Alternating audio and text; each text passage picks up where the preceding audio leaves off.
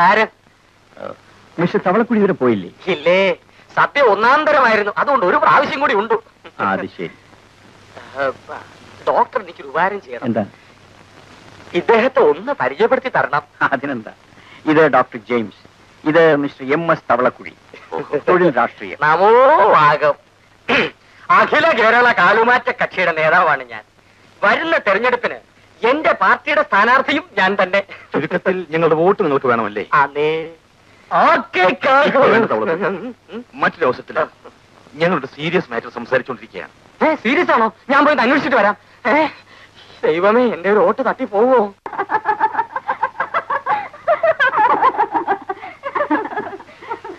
അല്ലലെന്തെന്നറിയാതെ എന്റെ മോൾ ചിരിക്കുന്നു.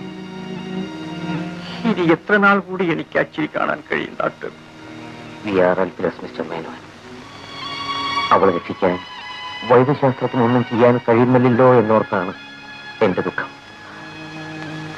അടുത്ത വിവാഹ വാർഷികത്തിന് എന്റെ മോൾ ഉണ്ടാവില്ല. അടുത്ത കൊല്ലം നമ്മുടെ ലേഡീസ് ക്ലബിന്റെ സെക്രട്ടറി ആയിട്ട് ഞാൻ നിൽക്കണമെന്ന് അവര് പറയുന്നത്. എല്ലാവരും സപ്പോർട്ട് ചെയ്യാമെന്ന് പ്രോമിസ് ചെയ്തിട്ടുണ്ട്. നീ ഈ പെണ്ണുങ്ങളുടെ വാക്ക് വിശ്വസിക്കണ്ട കേട്ടോ. നിന്നെ പിന്നെ കുഴി തോണ്ടി വെച്ചിട്ട് അവരിങ്ങനെ പറയുന്നത്. അവരെ വിശ്വസിച്ചാ നീ കുഴി വീണത് തന്നെ. ഇല്ല, നീ കണ്ടോ?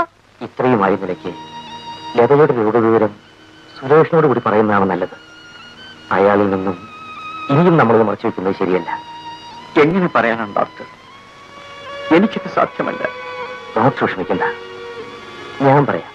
വേണ്ട ഡോക്ടർ, ഏതായാലും ഇപ്പൊ വേണ്ട. ഡോക്ടർ, ലതയും നിങ്ങളുടെ ഭാര്യയും പലപ്പോഴും തമ്മിൽ കാണാറുള്ളതാണ്. ഈ രഹസ്യം നിങ്ങൾ ഭാര്യയോട് പറഞ്ഞിട്ടില്ലല്ലോ? എന്റെ ഭാര്യയോടോ? നല്ല കഥയായി. അവളോട് എന്തെങ്കിലും ഒരു കാര്യം പറഞ്ഞാൽ അടുത്ത നിമിഷം ഈ ലോകം മുഴുവൻ അറിയും. എന്റെ നാൾ അടങ്ങിയിരിക്കില്ലെന്നാണ് എല്ലാരും പറയുന്നത്. നമ്മുടെ സെക്രട്ടറിയെ പറ്റി ഞാൻ പറഞ്ഞ രഹസ്യം ഇനി ചെവി അറിയരുത് കേട്ടോ. അറിഞ്ഞാലോട് എന്നെ സംശയിക്കൂ. ഞാൻ ആരോടും പറയില്ല. ഇനി വേറൊരു തമാശ കേൾക്കണ്ടേ? നമ്മുടെ ലീലാവതി ഇല്ലേ, കുറിപ്പിന്റെ അത് തന്നെ. അവരടുത്ത ആഴ്ച ഡൈവേഴ്സ് ചെയ്യാൻ പോകുന്ന കേൾക്കുന്നത്. അതെന്താ? ഭർത്താവും കമ്പനിയിൽ ലേഡി ടൈപ്പിസ്റ്റുമായി ഗുലാനായി. ലീലാവതി ഇത് കയ്യോടെ പിടികൂടി. അവിടെ മുമ്പിൽ വെച്ച് ഭർത്താവിനെ ഇടിച്ചു എന്നാ പറയുന്നത്. അല്ല, നമ്മുടെ ശ്രീമതിയുടെ പരദൂഷണം ഇതുവരെ തീർന്നില്ലേ? കേട്ടാലേ, ഞാൻ എന്ത് സംസാരിച്ചാലും ഇദ്ദേഹത്തിന് തെറ്റിദ്ധാരണയാ. നമ്മൾ ഇതുവരെ നമ്മുടെ ലേഡീസ് ക്ലബിനെ പറ്റിയല്ലേ സംസാരിച്ചോണ്ടിരുന്നത്. പരദൂഷണത്തിന് ഇതിലും പറ്റിയ സബ്ജക്ട് വേറെ ഉണ്ടോ? അതെ, നമുക്ക് പോകണ്ടേ? ഞാൻ റെഡി. നിങ്ങൾ ഇറങ്ങട്ടെ ഡോക്ടർ. ശരി ഡോക്ടർ. പോട്ടെ മോളെ. ആർക്കല്ലേ മോളെ, തണുത്ത കാറ്റടിക്കുന്നു, അകത്ത് പോകാം. അച്ഛാ, അടുത്ത വർഷത്തെ വെഡിങ് ആനിവേഴ്സറിക്ക് ഞങ്ങളുടെ ലേഡീസ് ക്ലബിന്റെ ഒരു നാടകം പ്ലാൻ ചെയ്തിരിക്കുക.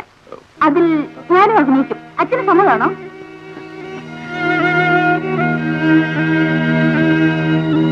അടുത്ത വർഷമല്ലേ മോളെ? അതെ അച്ഛാ, അടുത്ത വർഷം.